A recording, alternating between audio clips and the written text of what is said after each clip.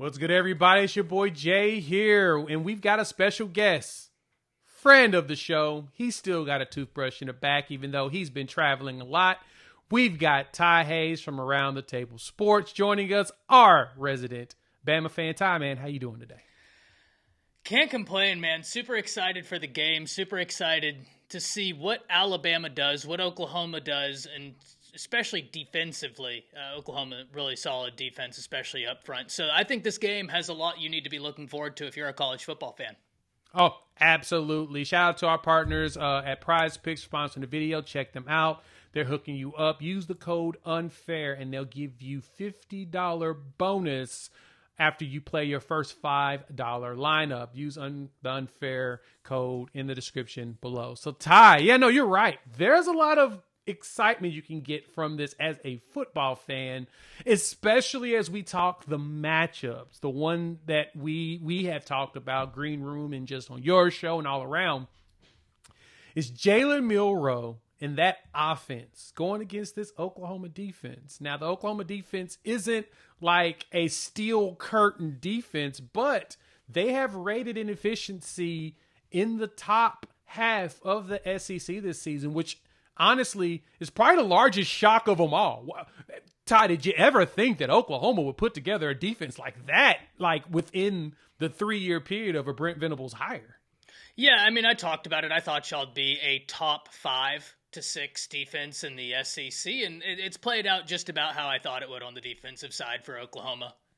Yeah, and which is crazy. I'm looking at the raw number, just the raw number of total defense through this week. Oklahoma is ranked 24th in the country and average at 319, which is a hell of a lot higher than some would have thought. Because I remember our good buddy, Frightening Truth, yelled at me numerous times when I pointed out that I thought that our defense would be around here. He's like, there's no way your defense is going to be that good because your pass defense is the same, and there's not enough players to make you do that, in which our pass defense was last year in the hundreds. I will totally give him the props on that, but we have slid up to 55 in pass defense this season, and we're top 10 in rush. So that kind of makes it, you know what I mean?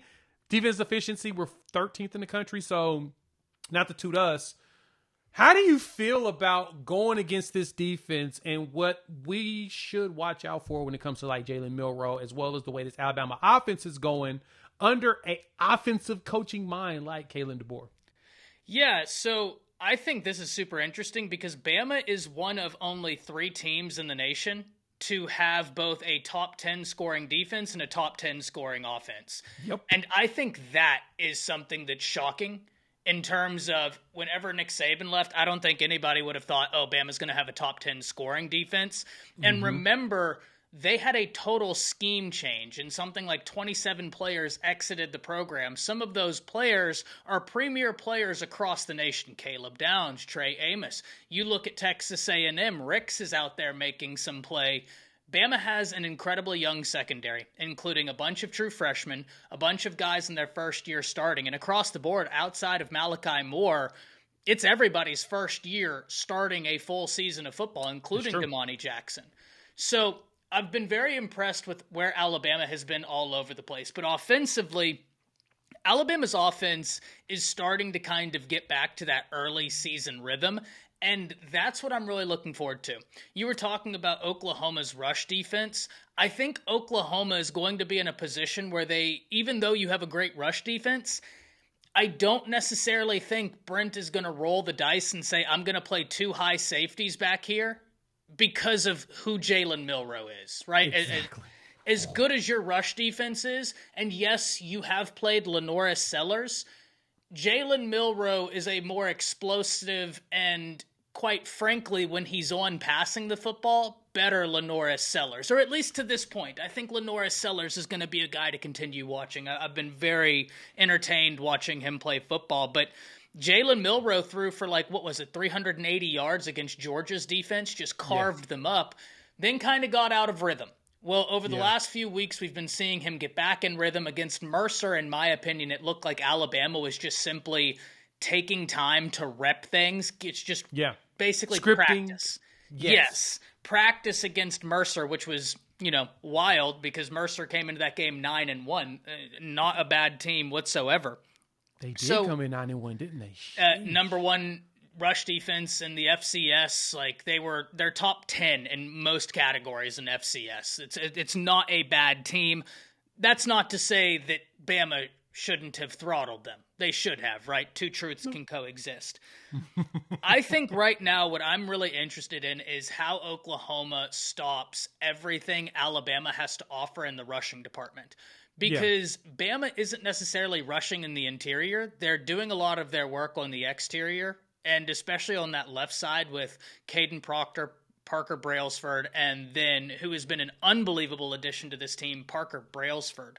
So that's where I think Oklahoma is going to try and key in. But the problem then comes with Jalen Milroe, right? He just adds something to where it gets really tough to key in on. So that's the matchup I'm most excited to see. Now, for y'all, Jay, the one area I'd be really concerned is if Alabama starts having some success running the football. I don't mean LSU success. I just mean 3 to 4 yards a pop. Yeah. And then you look up and Bama is spreading it out and they've got Ryan Williams one-on-one. Because we know Jalen Milroe wants to go deep. And he's got a pretty accurate deep ball. It hasn't been on here recently, but like last season, he was number 2 in the nation by a wide margin, only behind Jaden Daniels. And those two guys were like circling the competition in throw accuracy. It throws over 20 yards. Bama's wide receiver room is very explosive. From Jeremy Bernard, Kendrick Law, Ryan Williams, and then a guy that we saw come on last week, a guy a lot of Alabama fans have been excited about, was the former number 1 tight end in the nation, Caleb Odom, who has since moved outside, 6'5", 215 pounds, real fast, and Coach Shepard is really excited about him. So this matchup is going to be so much fun, seeing how these two coaching minds go after each other, right? Kalen DeBoer, Brent Venables. This is the type of stuff that should fire all football fans up. PrizePicks is the most fun I've had playing daily fantasy sports this past season, and they make it super easy to play. All you got to do is pick 2 to 3 players or more, select if they're going to make more or less on their stats, and boom, you are in the game, 60 seconds or less, and they're going to hook you up. You can sign up with our promo code you see on the screen, Unfair. Use that promo code, and they'll give you $50 bonus after your first $5 lineup. For example, here, I'm looking at Thursday Night Football. Russell Wilson, more or less, with 182.5 yards. You've got Jameis Winston here with, 216 and a half passing yards. You can pick more or less on that. I'm looking at that one. I'm also looking at, George Pickens, 57 and a half receiving yards. We'll go more on that, even though we think Russell Wilson will go less than 182 and a half, and you can jump into the game as well. They got all kinds of promotions and stuff, Taco Tuesday, and they got some great promos for like on Fridays. You can definitely check them out, but they're going to hook you up. So check them out. Go to prizepicks.com, use our code UNFAIR to receive $50 guaranteed once you play your first $5 lineup. Again, just use our code UNFAIR at prizepicks.com. PrizePicks, daily fantasy sports made easy. Just like you said, you've always said this before, styles make fights, and I think it's going to be fascinating to see a team that is usually its most dominant when it's running the ball very well, but also has a passing game that could eat you alive. Like you said, they just ate Georgia alive in the pass game, which still fascinates me how that went down, but it honestly reared its ugly head again when they played Ole Miss. They had a super physical front, and y'all had a very physical front, and then you just launched that thing, and there is just, without the right amount of pressure, there was nothing you can do about it. So we're going to be really seeing this Oklahoma secondary be put to the test. Same thing with the linebackers, which I think our linebacker room is really, really good. They're going to have a lot to contend with going forward. But you mentioned like Parker Bransford, like he's the Washington kid, correct? Yeah, probably. Kind of the number 1 center in the nation. Yeah, I expected him to be good. Like there was no surprise to me coming in to Alabama as a transfer from Washington because he was really nasty on that Joe Moore Award-winning line. We got Ty Hayes here, Roundtable Sports. Ty, as I'm looking at that wide receiver room, with Law, just the way that you all have that set up, it feels like it made it so easy for Ryan Williams to be himself. No one could key on him initially. Now, if you're stupid enough to key on him, you're going to get burned by somebody else. Talk to me about those wide receivers and what you've seen now, the way that they've produced for Bama this year. Yeah, one of the guys that I would like to see get more play is actually Kendrick Law, maybe the fastest guy on the team, which is insane to think about whenever you have Jalen Milroe, who clocked out at like 22.9 miles per hour. Ryan Williams, who ran a 10.39 100-meter dash as a sophomore, has only gotten faster. And he's only 17 years old, by the way. If you didn't know, right? Kendrick Law is probably the fastest person on this team. He or Damani Jackson, because I do forget Damani ran that 10.24 in the state track meet. I mean, that guy is blazing fast. We'll get to that in a bit. But the thing now, you hit the nail on the head. Even though I want Kendrick Law to get more touches, he's kind of the gadget guy, almost like Bama's Deebo Samuel. And I'm hoping we expand that role against this good Oklahoma defense. I mean, great in spots, let's be honest here. I think your front seven's great. I love the players, and if you've been around my channel, this isn't news to you. You know how I feel about that front seven, and really the defense as a whole. But Jeremy Bernard was another person who came into Alabama from Washington and has just been an absolute gift. Not only in terms of his attitude, but the guy is an incredibly willing blocker. In fact, there's a clip against Mercer whenever they did the little handoff to Ryan Williams. Jeremy Bernard is blocking his guy, and there's a guy who's almost free rushing to Ryan Williams, and Bernard threw the defensive back to the other defensive back, and they just collide and fall on the ground, and Ryan Williams scoots around him for the touchdown. Like, the guy's a dog. And he's a dude who loves going over the middle, actually. Like, his first play in a Bama uniform in A-Day, he got smacked by Malachi Moore, and he jumped up and was fired up that he had just gotten smacked. Oof. He is a really great addition to this wide receiver room. And that's what makes it hard to key in on Ryan Williams, because everybody's like, oh, he's the real threat, and he is, but Jeremy Bernard's really stepped up here recently. He knows how to get open, and he is a really explosive guy himself. The other thing that makes it hard to key in on Ryan Williams is the tight ends, because Alabama's been going to the tight ends. They've been utilizing them, whether that's Dipri, whether that's Oots, whether that's Cuevas. Like, they have multiple options they look at the tight end room and have been getting them the ball effectively. And so it's gotten to where when Jalen Milroe is at his best, what he did against Georgia and what I hope he does against Oklahoma is take what the defense gives you.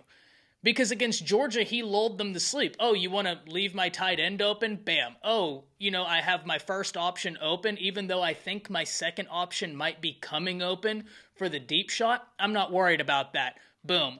If he's able to do that, it's going to be tough, because we talk about the wide receivers, the tight ends, but also Jam Miller has been a real threat out the backfield. So it's a pretty versatile game plan for Alabama. Yeah. I want to go into the running back room because, you guys have a one running back on your roster that, me and you, we joked about, but he has the name of it feels like an NFL running back in Richard Young.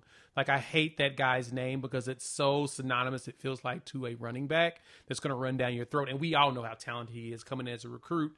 If you've watched me over there on Around the Table with Ty, we've talked about Richard, extensively before he even signed with Bama, and now he's there. But we haven't seen a lot of them. It's really been from Jam Miller to Justin Haynes, who have really shown out in a running back spot.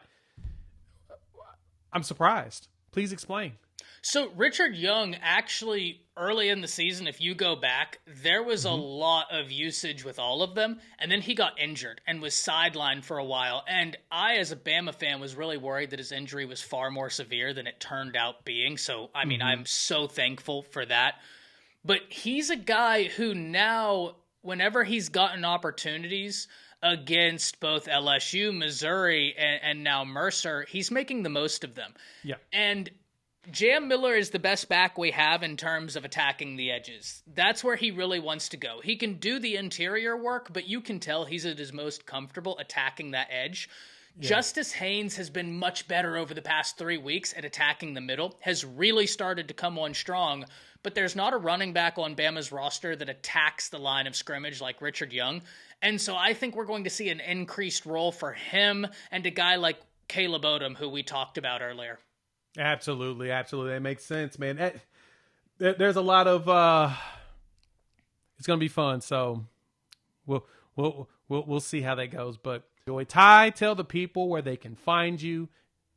Yeah, you can find me at Around the Table Sports. You can find me at Bleacher Report. You can find me on the Bama Standard. You can find me pretty much anywhere where they give me a microphone. Ty literally jumps on the microphone all the time, and it's been great. Can't wait to get on with you Friday for our college football prediction roundtable on the Bleacher Report app. Check it out. I'll have a link in the description below. But once again, Ty, we appreciate you. Appreciate it, man. Shout out to Prize Picks, once again, sponsoring the video. They are hooking you up. Check the link description below. $50 bonus when you make your first $5 plus lineup. That's at prizepicks.com. Prize Picks, daily fantasy sports made.